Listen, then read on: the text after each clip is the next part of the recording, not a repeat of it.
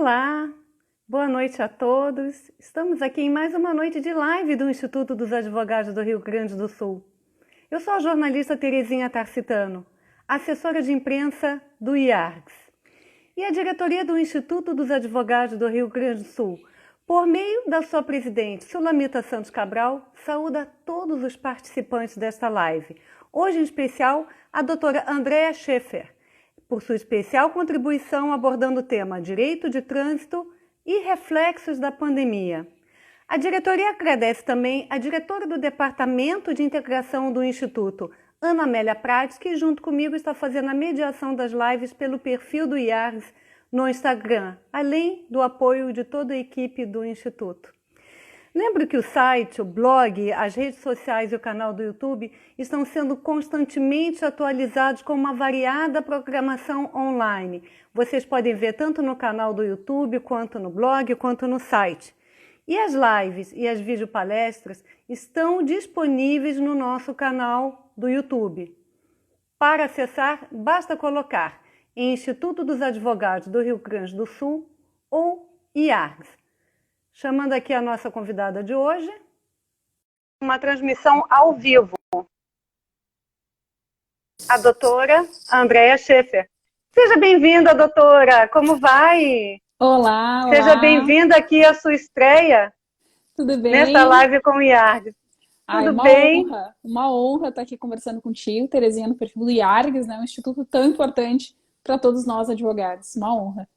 Que bom, seja muito bem-vinda. Só vou terminar de falar um pouquinho aqui sobre a nossa plataforma. As atividades agora do Instituto dos Advogados do Rio Grande do Sul são realizadas por meio de plataformas digitais. Temos as nossas videopalestras do Grupo de Estudos de Direito de Família todas as terças-feiras.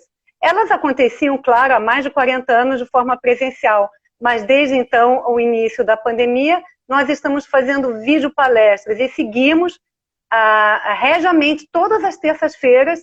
Está lá no canal do YouTube, no blog e no site. Temos também as videopalestras quinzenais do Grupo de Estudos Temas Jurídicos Atuais em quintas-feiras alternadas. As lives do Departamento de Direito Tributário em quartas-feiras alternadas. Também publicamos artigos jurídicos, especialmente sobre temas ligados à pandemia, tudo em que houve alteração, né? Todas as terças-feiras também no blog e no site. Comentários sobre o livro do IARGS, o livro histórico 93 anos que lançamos no ano passado, todas as segundas-feiras. Fora isso, as lives que são mediadas por mim e pela colega Ana Amélia Prates, todas as terças e quintas-feiras, a partir das 20 horas. A exemplo dos anos anteriores, doutora Andréa, o IARGS ele comemora sempre no mês de agosto a criação dos cursos jurídicos no Brasil. Nesse ano, nós vamos comemorar, só que de forma bem diferente. A nossa programação está extensa, só que de forma online. No dia 3 de agosto vai ser a abertura, com uma live especial, entre a presidente do IARGS, a doutora Sulamita Santos Cabral, e o presidente da OAB-RS, doutor Ricardo Breyer. Ela vai fazer um pequeno apanhado sobre a história da criação dos cursos jurídicos no Brasil. E o doutor Ricardo vai falar sobre o protagonismo da advocacia pós-pandemia. Vai ser agora nesta segunda-feira, dia 3. Não percam esta live maravilhosa que haverá entre os dois. E a nossa programação vai estar nas redes sociais, no site, no blog, no canal do YouTube, nas redes sociais. Não tem como nos perder, né? Então agora, o nosso boa noite. Seja bem-vinda, doutora Andréa Schaeffer. Obrigada, obrigada. Imperdível aí a live de segunda-feira, realmente, né? Então, muitos tópicos a serem abordados nesta live, porque parece que vão haver alterações ligadas ao direito de trânsito, mas eu acho que o mais interessante seria ver um novo olhar, uma nova forma do direito de trânsito online. Como é que a senhora pode observar isso? Perfeito. Bom, a gente está num momento, né, de uma transição obrigatória, né? Acho que todos os serviços, como tu bem referiu, né, toda a trajetória a espelho do que está acontecendo com o IARGS, né? Toda uma trajetória de eventos jurídicos acontecendo de forma presencial, agora, né, migrando aí para as plataformas online. muitos outros serviços, né, estão seguindo, terão que seguir obrigatoriamente esse rumo.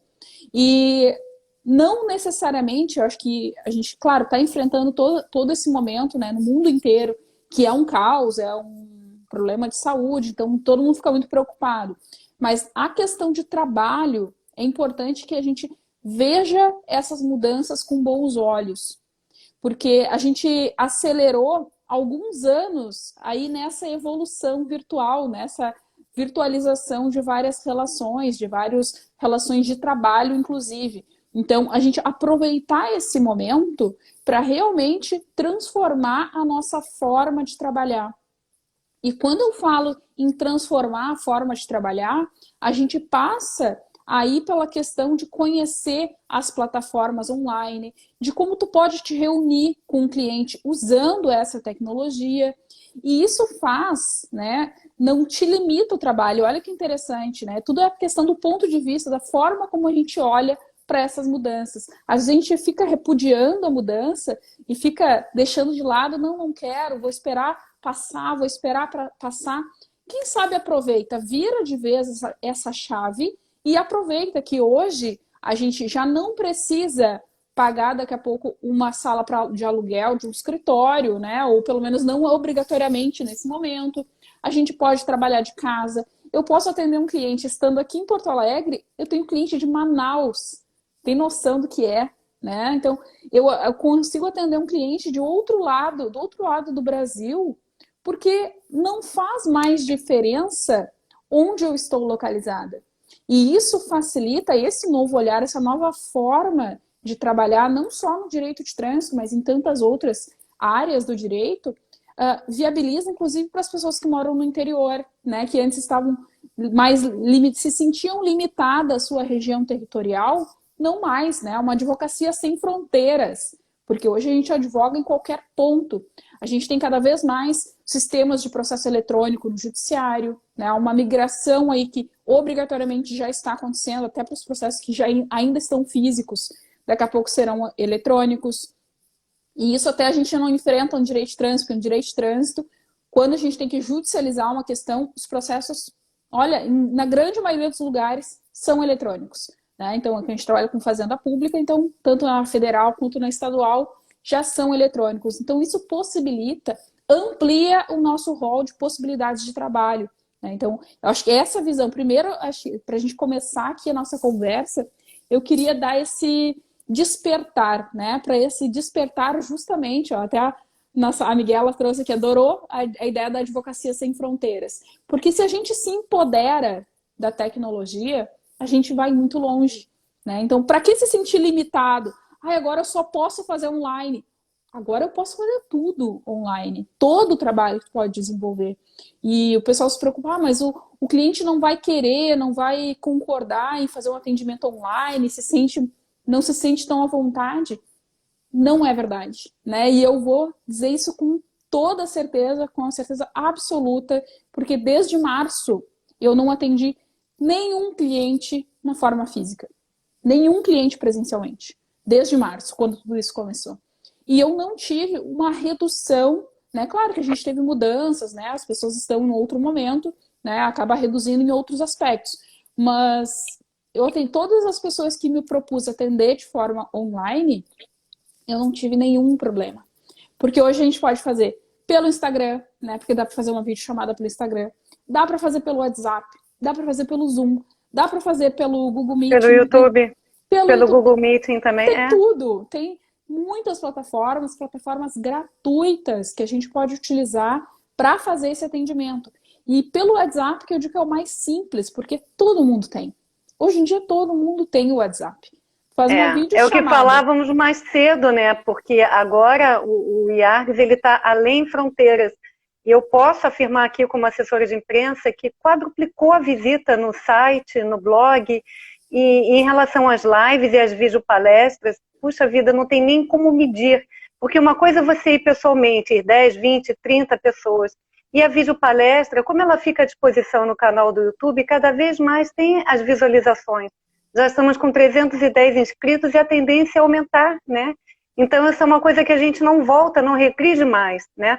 Mas eu quero ler, que acabou que a gente ficou empolgada aqui com Boa Noite, não li o currículo. A Mas doutora faz. Andréa Schaefer é advogada e professora especialista em Direito de Trânsito. É presidente da Comissão Especial de Direito de Trânsito da OAB-RS. Representante titular da OAB-RS na Junta Administrativa de Recursos de Infrações do DAIR-RS. É membro da Comissão Especial de Direito de Trânsito do Conselho Federal da OAB. E o tema que vai ser debatido hoje, então, é Direito do Trânsito e Reflexos da Pandemia. Não é isso, doutora? Falávamos sobre uma nova forma de advogar. Então, muitas coisas mudam. Como é que se faz, por exemplo, para um documento? Como é que se faz para poder assinar um documento, para lhe dar poderes, por exemplo? Perfeito. Bom, como a gente tem, né, essas plataformas de processos online, né, se eu tenho um processo digital, processo eletrônico, eu não preciso de um documento físico, né? Antes a gente precisava do documento Exato. físico, a procuração, tudo certinho, assinado. Eu, antes mesmo, né, dessa pandemia, eu não tenho, no meu escritório não tem arquivo físico. Eu só tenho arquivo digital. Só tenho arquivo eletrônico desde 2017. Então, desde 2017, toda a documentação dos meus clientes são na via eletrônica. Por quê? Os processos já são eletrônicos, né, os processos judiciais, e puxando para a questão do trânsito, a gente tem muito processo administrativo. Mas ainda assim, no processo administrativo, eu posso, e aqui no Rio Grande do Sul isso é pacífico o entendimento, eu posso juntar nesse meu processo administrativo uma cópia. Isso significa, se o processo for físico, eu posso ter a procuração digitalizada e quando precisar juntar no processo, imprimir e juntar nesse processo físico. Aqui no Rio Grande do Sul isso é bem pacífico, tá? Em alguns outros lugares do Brasil ainda se discute um pouco. Mas ainda que eu precise de uma procuração original, o que eu tenho recomendado para os meus alunos e para todas as pessoas que me acompanham aqui nas redes sociais, que eu estou sempre fazendo alguma live, fazendo algum conteúdo, que utilizem plataformas para assinaturas digitais. Né? A gente tem algumas plataformas, né, algumas gratuitas para um determinado número de documentos. Só jogar no Google, eu não vou recomendar uma específica aqui, porque não é ideia fazer propaganda para ninguém, mas joga no Google, né? Assinatura digital, assinatura eletrônica, vai vir várias sugestões de sites. Alguns tu tem que pagar uma mensalidade, outras tu tem um limite de documentos, dependendo do fluxo, né, do número de documentos que tu tem por mês, tu consegue até em alguma plataforma gratuita. Então, é uma ferramenta que a gente tem que aprender. É diferente, mas a gente vive um momento diferente. Então, a gente tem que aprender essas novas ferramentas para facilitar o nosso trabalho. Então, a gente vai sempre se adequando, né? Hoje em dia eu consigo mandar documentos para o cliente pelo celular. Ah, mas o meu cliente não tem onde imprimir e assinar. Se a gente souber mexer nas ferramentas, a gente ensina o cliente a fazer. Eu consigo assinar documentos até pela tela do meu celular. Pegar o documento, deixar ele em imagem e assinar como se tivesse com uma caneta, com um dedo, né? Os celulares, a grande maioria, acho que quase todos, é touchscreen, né? Então a gente assina o documento na própria tela do celular. E já é o avanço da tecnologia para nos ajudar. Eu acho que a gente tem que aproveitar esse avanço da tecnologia, né? E a vida não pode parar, como o trânsito não parou, não é isso? Exatamente. E a gente percebe o número muito maior de entrega de mercadorias. Eu acho que é um trabalho muito maior de motoboys, porque realmente as pessoas preferem pedir deliveries, né? Então, eu acho que aumentou tanto o número de entrega de mercadorias como de motoboys. Como é que fica essa parte, doutora? E aí eu vou assim, ó, sou testemunha direta disso, porque eu sou a rainha do delivery. Sou a rainha do delivery. Eu assim, olha, até essa semana eu disse, não, vou dar uma segurada e não pedir tanto, mas como eu trabalho muito, né, tô sempre na correria, tô sempre pedindo uma entrega de almoço, de janta, a gente pede muito, eu e meu filho aqui em casa, a gente vive à base de delivery. E também questão, as pessoas estão ficando mais em casa, e estão aproveitando para mexer em muitas coisas na casa. E isso também sou testemunha. Hoje minha casa está uma zona, minha sala está de perna para cima, porque me comprei uns móveis novos, daí uma mudança ali de algumas coisas. E hoje eu recebi 3 entregas só dessas coisas que eu comprei pela internet. Então, as pessoas estão comprando mais pela internet e, consequentemente, esse produto precisa chegar, né? Estão pedindo mais qualquer tipo de delivery, né? Para alimentação, acho que é muito em alta, farmácia, para tudo, né? Porque as pessoas estão evitando sair de casa, então estão fazendo uso desse tipo de serviço. E isso tem direta relação com a questão do trânsito. Porque por mais que as pessoas pensem, mas diminuiu o fluxo de veículos na rua. Sim, diminuiu o fluxo de veículos na rua, porque era muito veículo, né, particular, né, passeio, enfim, aquela pessoa que vai trabalhar e volta. Mas esses veículos de trabalho, né, por exemplo, caminhoneiro não parou, né, e nem pode parar, porque a gente já observou algumas greves de caminhoneiro por aí e sabe o tamanho do problema que isso causa quando acontece. Né? Então, o caminhoneiro não parou, precisa abastecer todos os supermercados que não pararam, que estão cada vez mais movimentados, porque antes as pessoas comiam na rua, iam menos no supermercado, agora vão mais. Né? Então, tem toda essa mudança de realidade, essa mudança da vivência das pessoas, que, consequentemente, aumentou significativamente aí o número de todo tipo de entregas e todo tipo de abastecimento. E isso tá o trânsito e o transporte totalmente vinculado. E por que é interessante a gente trazer essa questão? Porque eu não posso, e aqui falando, né, para nós advogados, a gente não pode achar que o direito parou. E especialmente não, aqui de falando forma alguma. do direito de trânsito, tantas outras áreas também não pararam, né? Não podem parar. O advogado vai ser sempre essencial. Mas a gente tem que enxergar, né, essas oportunidades de trabalho. Porque se essas pessoas estão trabalhando, se essas pessoas estão na rua, estão transitando, elas estão precisando, continuam precisando de um trabalho especializado, de um advogado, de um profissional que entenda dessa área de trânsito, dessa área de transporte, que é uma área muito específica, tem muita lei específica, muita regra administrativa. Então, alguém que entenda, que possa orientar essas pessoas da melhor forma. E, inclusive, quando houver o cometimento de algumas infrações. Né? Ainda mais se tratando de profissionais, né? De motoristas profissionais, a carteira de habilitação, a CNH dessas pessoas, é um instrumento de trabalho.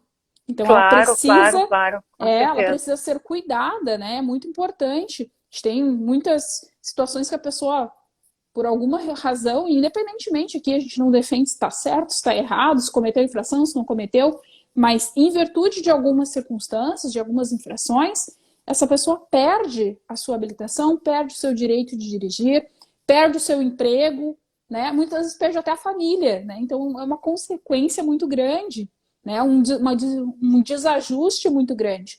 Imagina uma pessoa que vive da sua habilitação, com tudo isso que está acontecendo no mundo, ela ainda perde o seu direito de dirigir. O que ela vai fazer? Né? Então, vai realmente causar uma consequência muito drástica na vida dessa pessoa. E aí a importância de ter um profissional atento a essas situações, né? E aí a gente voltar os nossos olhos para esses profissionais que estão precisando do nosso auxílio, para que, né, tenha aí uma relação ganha-ganha, porque a advocacia ela é assim, né? A gente presta um serviço, consequentemente, sim, a gente consegue ser remunerado por isso, então a gente também precisa trabalhar, então ver, né, não digo com bons olhos esse momento, porque é difícil, mas enxergar a oportunidade onde muita gente enxerga só problema, só crise. Acho que é esse viés que a gente tenta trazer aqui nessa nossa conversa. Durante essa pandemia, a senhora acha que houve um decréscimo do número de multas, já que existem menos veículos? Como é que ficaria isso proporcionalmente? A gente, num número geral, né, a gente teve sim uma redução de infrações, né? Porque a gente tinha um número maior de blitz, né? Por exemplo, com bares fechados, as pessoas não vão sair. Tem menos blitz, né? Questão de lei seca, balada segura aqui para nós do Rio Grande do Sul. Eu sei que tem colegas de outros estados aqui nos acompanhando. Claro, os bares estão fechados, então os carros não circulam. Exatamente, as pessoas estão bebendo em casa, né? Então, E uma parte boa, né? Pelo menos não estão bebendo no trânsito aí causando acidente, né? Mas a gente tem também um número significativo de acidentes acontecendo, tá? Não porque não está tendo o bar aberto, ainda assim as pessoas estão, né, transgredindo algumas regras. Mas, obviamente, que em números gerais, nós tivemos sim uma redução dessas infrações que foram lavradas nesse período, mas proporcionalmente, isso eu até tenho acompanhado de alguns órgãos de trânsito, proporcionalmente, o que eu quero dizer? Considerando o número de veículos que está na rua, nós temos um aumento nesse número de infrações, principalmente infrações de velocidade, porque há uma falsa sensação de impunidade, né? A pessoa assim, a rua está vazia, a rodovia está vazia, eu vou sentar o pé no acelerador, né? Porque ninguém me para nessa rua, né? E aí as pessoas acabam tendo problemas, porque os controladores, os medidores de velocidade estão ativos. Já ouvi coisas na internet, o pessoal comentando que os medidores de velocidade estariam desativados. Negativo. Não estão. Não Olha, fica estão. aí o alerta para Não todos. estão. Já vi informação, tem de tudo na internet, né? Eu pesquiso muito, né, para saber o que está sendo dito sobre trânsito, e eu já vi alguns comentários sobre isso. E de forma nenhuma, os medidores de velocidade continuam ligados, estão, né, Ativos. funcionando, estão ativos, e aí a pessoa acha que, por não ter, né, ninguém na rua, pode, né, exceder um pouquinho a velocidade. E nesse achar que pode, achar que dá, achar que é seguro, né, acaba cometendo aí algumas infrações. Então, proporcionalmente ao número de pessoas, né, ao número de veículos na rua, já se observou um aumento, né, nessas infrações, especialmente essas de velocidade, infrações do tipo também de ultrapassagem, né, quando não pode, né? Como é que Então, está em estradas, nas estradas, que as pessoas estão viajando, quem tem casa de praia está indo para lá, como é que está essa questão do aumento de velocidade, infração na estrada? Aumentou? sim, não digo que aumentou, que nem eu falei, como antes a gente tinha mais veículos na Proporcionalmente. rua, né? Então não dá para comparar um momento com o outro, mas proporcionalmente ao número de veículos transitando, né, se considera que houve um aumento nessas infrações. E como é que fica a questão de recursos? Por exemplo, alguém não concorda que ultrapassou a velocidade, quer fazer um recurso, como é que faz? Muito bem observado. O que acontece, né? Desde março, quando toda essa situação de pandemia começou, tem uma determinação do Conselho Nacional de Trânsito interrompendo os prazos de defesas e recursos administrativos, tá? E aí muita gente pode achar, então tá tudo certo, vou deixar para depois, né? Não recomendo deixar para depois, é bom deixar já na mão de um profissional para tratar disso, porque qual é o grande problema que isso vai acontecer? Porque uma hora ou outra a gente vai retomar, né, o cumprimento desses prazos, retomar a contagem desses prazos, e quando isso acontecer, vai ter muita gente perdendo prazo administrativo. Muita gente. Por quê? Quase ninguém sabe contar o prazo administrativo, né? Porque vai estar uma data ali no documento, na notificação, outra data no sistema, então vai dar uma confusão. Tem muitos sistemas já dando confusão. Até aqui o sistema do Rio Grande do Sul, tá? A gente está tendo confusão no sistema, né? Tem infrações, ainda mais agora esse período de licenciamento, que as pessoas estão procurando agora. Fui fazer o pagamento do licenciamento e a multa está considerada vencida, sendo que os prazos estão interrompidos. Então, a gente está tendo esse tipo de problema, né? Porque o sistema não estava preparado para toda essa mudança, o sistema dos órgãos de trânsito não é nem má fé, né? O Detran está de má fé, cobrar a multa. Não, é realmente um problema muito grande de sistema. Isso que aqui o Detran do Rio Grande do Sul é um dos mais organizados do Brasil, né? Se aqui está acontecendo muito desses problemas, em outros lugares também.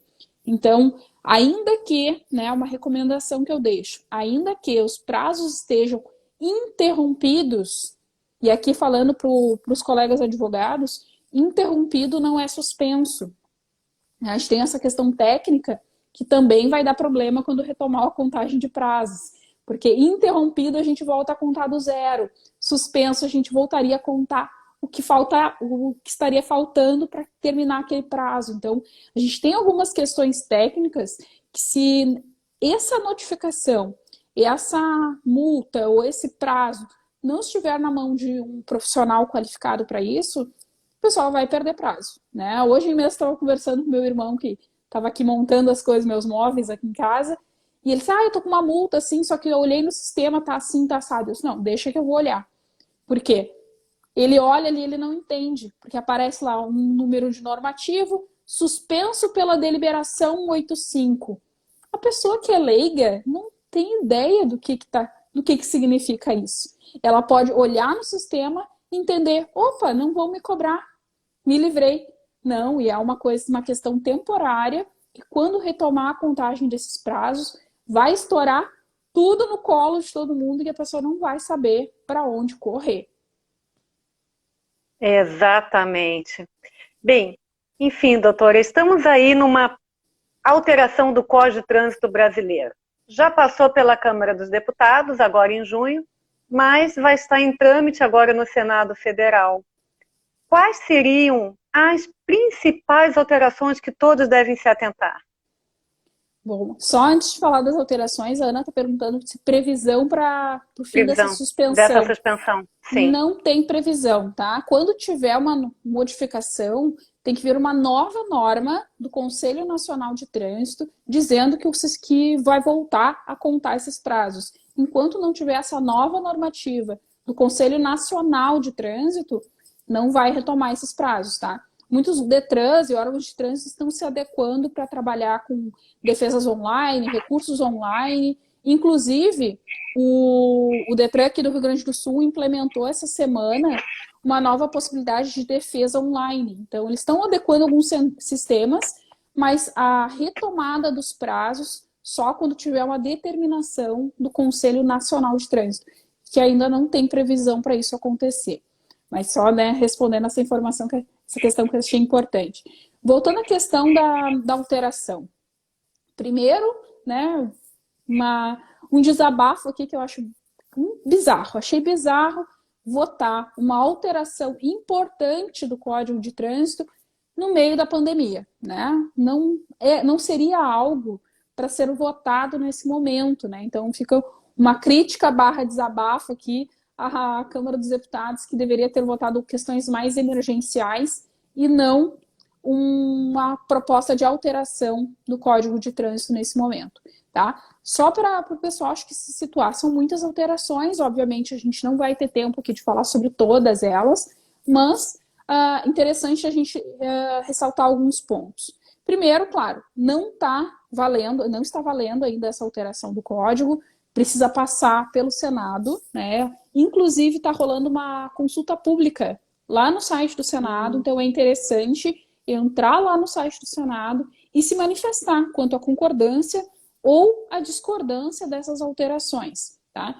Esse projeto de lei, que é o PL 3267, ele é do ano passado, de 2019, deu um rebuliço quando ele surgiu o ano passado, porque ele tinha alterações muito preocupantes, né? Muita gente já deve ter ouvido falar, não só a questão de aumento de pontos, mas, por exemplo, o projeto original, ele vinha assim, tirar a exigência de exame toxicológico para motoristas de caminhão, né, que já era obrigatório há alguns anos. Ele vinha tornar assim, mais brando, ou melhor, deixar de ser infração a situação de transportar uma criança sem a cadeirinha, sem a proteção adequada. Ele nasceu com algumas mudanças, alguns projetos de mudança muito preocupantes. Só que ele passou por muita modificação ao longo dos meses, né? Do ano passado para cá, ele mudou quase que completamente, tá?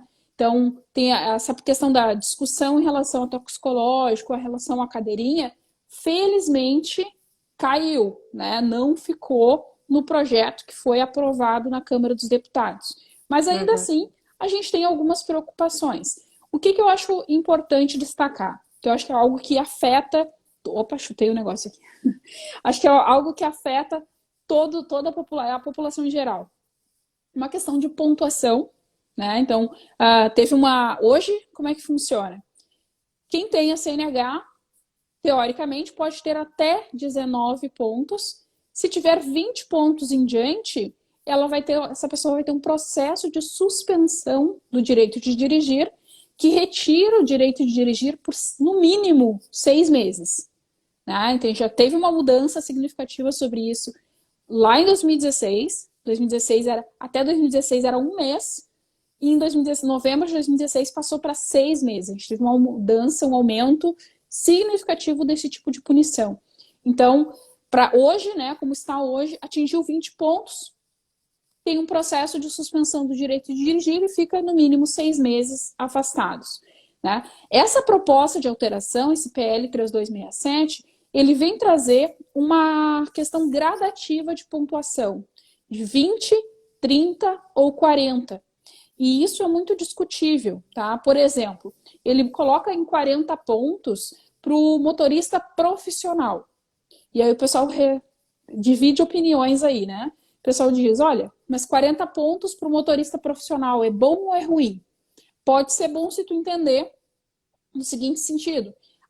O motorista profissional está mais exposto no trânsito, ele fica mais suscetível a ter infrações, né? E por outro lado, né, há quem entenda que pelo profissional do trânsito, ele estar muito no trânsito, e ele ter justamente essa categoria profissional, ele deve ter um cuidado redobrado no trânsito. Então, tu aumentar o limite de pontuação para esse motorista que é profissional pode causar um aumento da insegurança no trânsito, né? Então, a gente tem números, o Brasil tem números muito críticos da questão de violência no trânsito, né? De acidentes, Exato. enfim. Então, que isso pode, né, dar uma carta branca e aumentar consideravelmente o número de acidentes, né, o número de vítimas, de pessoas vitimadas no trânsito. Então, é uma preocupação que se tem, tá? Então, essa questão da pontuação. Então, tem 40 pontos para motorista profissional ou para quem não cometer nenhuma infração gravíssima, né? E aí, essa mudança gradativa, né? Tipo, de 20 pontos, se a pessoa tiver muitas infrações gravíssimas, e no meio termo ali, 30 pontos, se a pessoa não tiver muitas, não tiver mais de 2 infrações gravíssimas. Então, ele vem nessa forma gradativa de pontuação. É bom, é ruim, né? Eu vou te dizer, minha opinião a respeito desse tema, que é bem polêmico, essa questão da pontuação. O que eu sempre defendi e sempre vou defender em qualquer mudança legislativa? Que seja feito pesquisa, que seja feito um trabalho, um estudo com profissionais especializados. Né? O problema do Brasil é que fazem lei no achômetro. Né? Fazem lei assim, eu acho que é 20, eu acho que é 40, eu acho que é 50, né? E o pessoal acaba mudando o código de trânsito sem se preocupar em ouvir a palavra de especialistas na área. E quando eu falo de especialistas na área, eu não estou falando só de advogados. Eu estou falando de médicos especialistas em medicina do tráfego.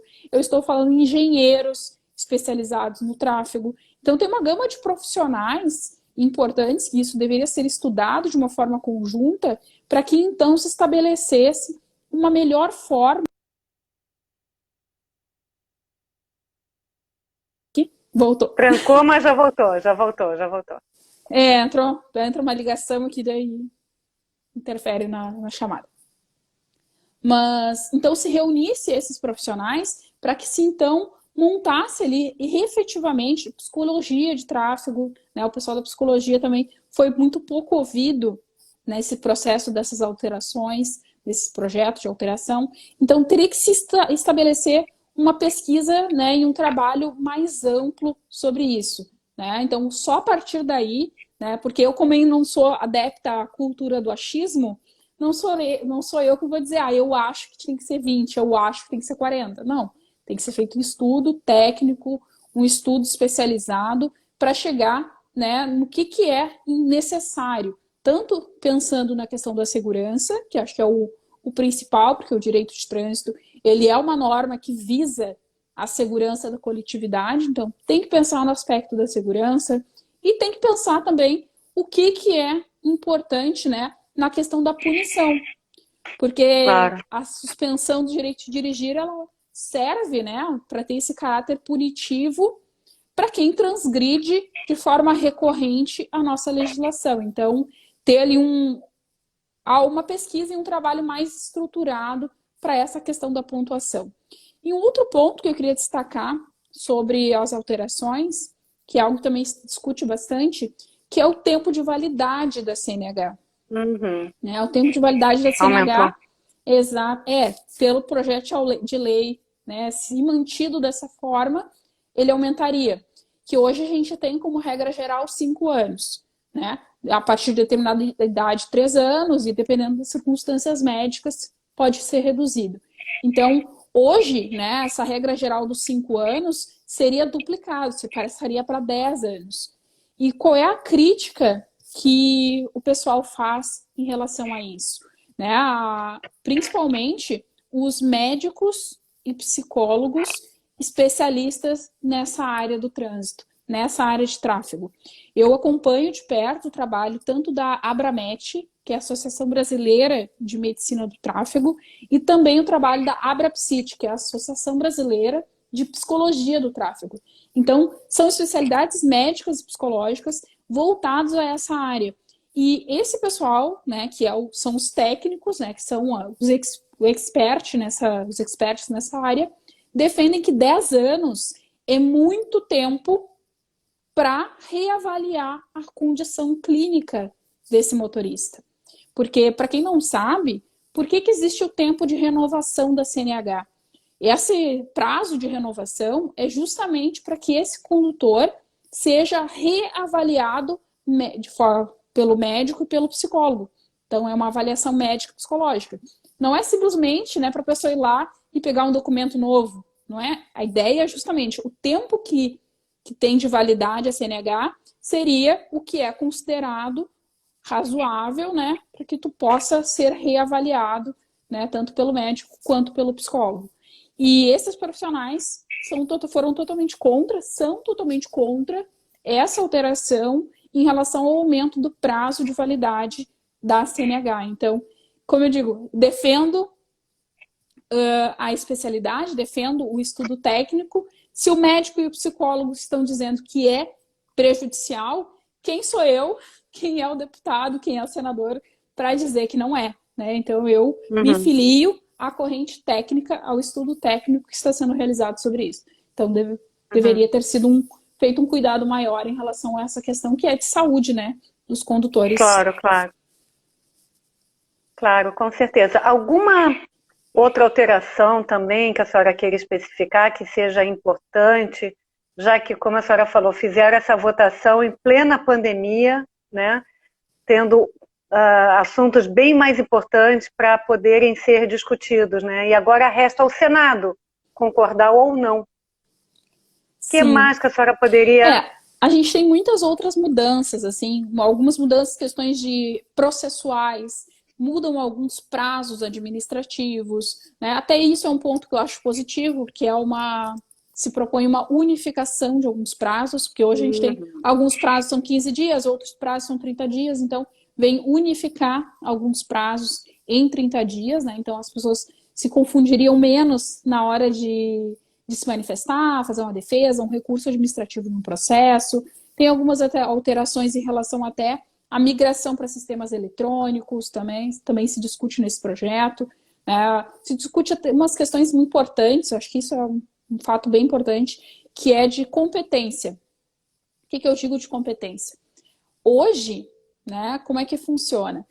Se eu tenho a CNH no Detran do Rio Grande do Sul, e se por acaso eu tenho um processo de suspensão, e aqui só fazendo uma divisão rapidinho, eu posso ter a carteira suspensa por algumas infrações específicas, como é o mais famoso, é o caso da embriaguez, e posso ter uma carteira suspensa por acumular algumas infrações, por acumular pontuação. Então, são as duas formas que eu posso ter a carteira suspensa.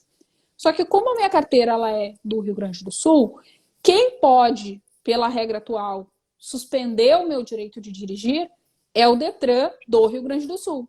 Então, eu sei hoje onde buscar a informação em relação à minha CNH.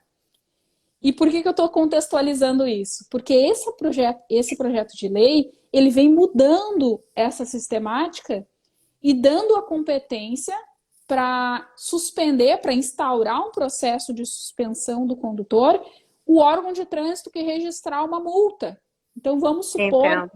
que eu moro no Rio Grande do Sul e eu vá no verão para Santa Catarina e sofro uma autuação, uma multa em Santa Catarina. Eu posso ter um processo de suspensão lá em Santa Catarina. Digamos que a pessoa siga viajando, vai para o Paraná, pode ter um processo de suspensão no Paraná. Imagina para o caminhoneiro que roda o Brasil. Quando vê, ele tem um processo de suspensão em cada estado.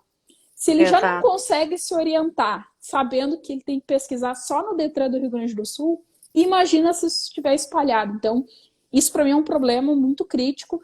Eu acho que de todas as alterações, eu acho que esse ponto é um que não pode passar, não pode ser aprovado no Senado. Espero que sofra modificação ao longo do tempo, porque é muito... traz uma insegurança jurídica muito grande, né? Porque cada órgão de trânsito trabalha de uma forma, então o cidadão leigo, ele não vai saber para onde correr. Não tenho dúvida que isso vai gerar muito problema se for aprovado dessa forma. Doutora Andréa, a doutora Solamita, ela está saudando todos que estão participando, assistindo a live, parabenizando a senhora pela excelente explanação. Ah, que honra, fico muito feliz. E a doutora Solange Oliveira pergunta como é que ficou a renovação do exame de saúde neste momento? E para os que necessitam de tirar carteira, como é que fica? Agora, em relação aos serviços durante a pandemia, né? A gente tem uma suspensão dos serviços. Né? Até andou retomando, né, o serviço de alguns CFCs, porque aqui no Rio Grande do Sul, todo o procedimento de habilitação e de renovação é feito pelo CFC. É diferente em outros estados. Eu não sei se a Solange é aqui do Rio Grande do Sul. Se for daqui, tá. Então, aqui no Rio Grande do Sul, a gente tem um procedimento todo de renovação e de habilitação feito pelo CFC. Né? Então, o CFC, a hora abre, a hora fecha, dependendo, né, das bandeiras que a gente tem aí no estado. Então, isso vai mudando também de região para região, tá? Mas se o CFC estiver fechado, tá? E se tratando da questão de renovação especialmente, a renovação, a pessoa não vai ter um problema, tá? Vou explicar do início para ficar mais fácil. Lá no início da pandemia, lá 19, 20 de março, teve uma determinação, essa que eu falei do Conselho Nacional de Trânsito, que interrompeu os prazos de defesa de recurso e também prorrogou, né, alguns prazos. Então, quem teve a sua CNH vencida a partir de 19 de fevereiro, por que fevereiro? Porque a partir do momento que vence a CNH, eu posso transitar ainda 30 dias com ela vencida, tá? Então, até para poder fazer ali, dá tempo de fazer a renovação. Então, quando editaram a norma, lá em 19 de março, eles consideraram esse mês para trás. Então, todas as CNHs que venceram a partir, não antes, tá? A partir de 19 de fevereiro, não precisam se preocupar com a renovação, porque esses prazos estão prorrogados, tá? Então, as pessoas não têm que se preocupar com isso. Mas, claro, se a CNH venceu antes dessa data, aí a gente tem um problema. Porque se a pessoa não consegue renovar, e ela não vai, se ela for abordada numa fiscalização, se tiver uma infração, vai ter problema. Tem alguns casos que a gente está tendo até que judicializar para resolver alguns problemas anteriores. Mas para quem teve a renovação, o vencimento da CNH a partir de 19 de fevereiro, a gente tem essa prorrogação devido a essa norma do CONTRAN. O doutor Gouveia está escrito aqui como Gouveia no Trânsito, falando que a doutora Andréa Schaeffer é de tirar o chapéu. Eu também acho. Querido, meu Muito aluno. Muito bom. Que bacana. Aliás, doutora, quero mandar um beijo para meus alunos, que tem vários alunos meus aqui, colegas, enfim, que estão prestigiando a nossa live. Eu fico muito feliz. É importante, claro, que a senhora já falou um pouco sobre esse novo olhar no direito de trânsito, especialmente para os advogados, né? Então, existem novas ferramentas. A senhora quer dar alguma dica sobre isso para os colegas advogados que estão aqui assistindo? Para quem não sabe, ou quem gostaria de se inteirar? Que dicas que a senhora poderia dar? Bom, primeiro é a gente cair de cabeça nesse universo que são as redes sociais. né? E a gente entender que as redes sociais são nossas parceiras nesse momento, né? Especialmente o pessoal, mas como é que eu vou prospectar clientes? Rede social, né? Claro que eu não estou falando aqui da gente fazer, né, campanhas de captação irregular. Muito cuidado com questões de ética, né? Que o pessoal acaba confundindo muito nesse momento. Então, o código de ética segue igual e a gente pode sim fazer uma prospecção de clientes através da rede social, utilizando o marketing de conteúdo. Marketing de conteúdo não infringe código de ética. Se eu colocar o meu Instagram, que eu crio ali um catálogo, aí eu estou infringindo o código de ética, né? Se eu começar a colocar suspensão, tantos reais, defesa, tantos reais, aí conteúdo é diferente. Conteúdo é diferente. Colocar um conteúdo é uma forma bem diferente, né? Então, em relação às ferramentas, o que os advogados podem usar? Como que eles podem vir a se informar? Como que pode ser essa comunicação com os clientes? Bom, eu acho que assim, simples. A prospecção, eu acho que utilizar aí os instrumentos digitais, não só as redes sociais, mas também o Google, né? Então, tu saber como funciona aí o Google Ads, por exemplo, pode te trazer um retorno muito interessante em clientes, né? Porque tu consegue lá indexar as principais palavras que tu quer que busque no sistema e com isso te projetar, né, para que as pessoas te achem pela tua especialidade. E também, em relação à questão de ferramentas, acho que é importante a gente pensar que menos é mais, né? Acho que sim, eu sempre me preocupo em aprender sempre novas ferramentas.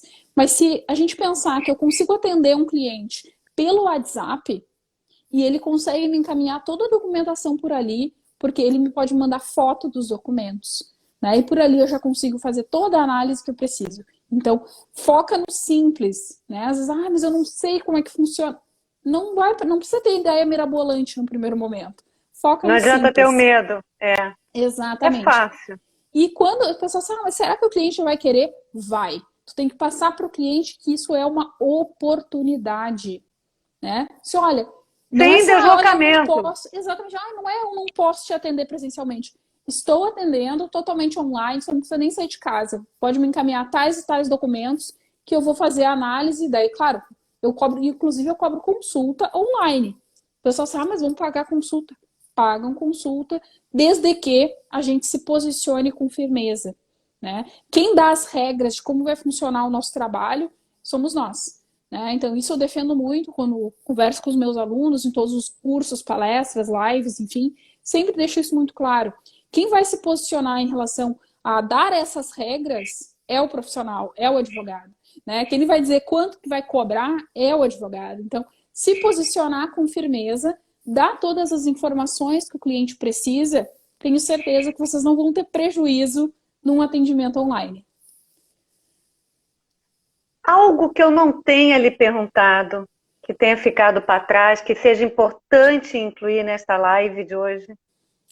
É que já foram tantas informações tão brilhantes, tão bem-vindas, né? Então, acho que ficou faltando quando é que eu volto.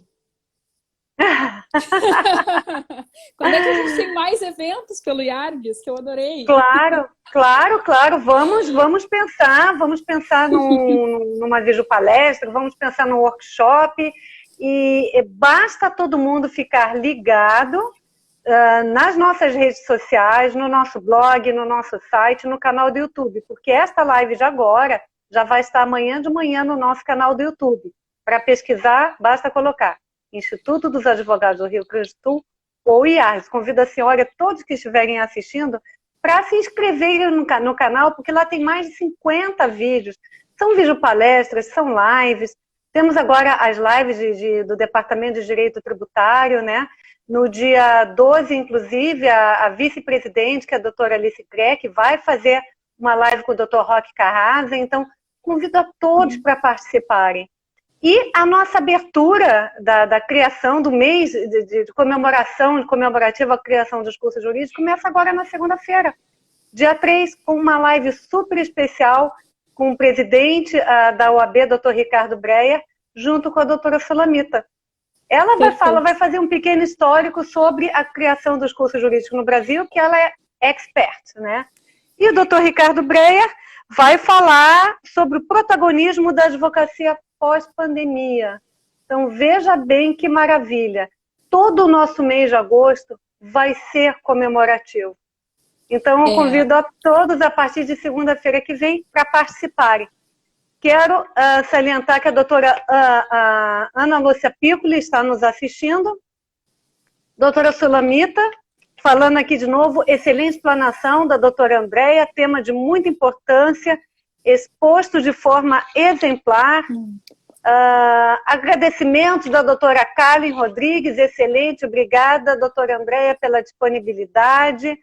A doutora Ana Amélia Prats também elogiando exatamente, a doutora Solange Oliveira, excelente, parabéns. Então, são inúmeros elogios aqui à sua explanação. E fica aqui, em nome da doutora Sulamita Santos Cabral, a nossa presidente, o nosso muito obrigado realmente pela sua disponibilidade em poder estar aqui conosco.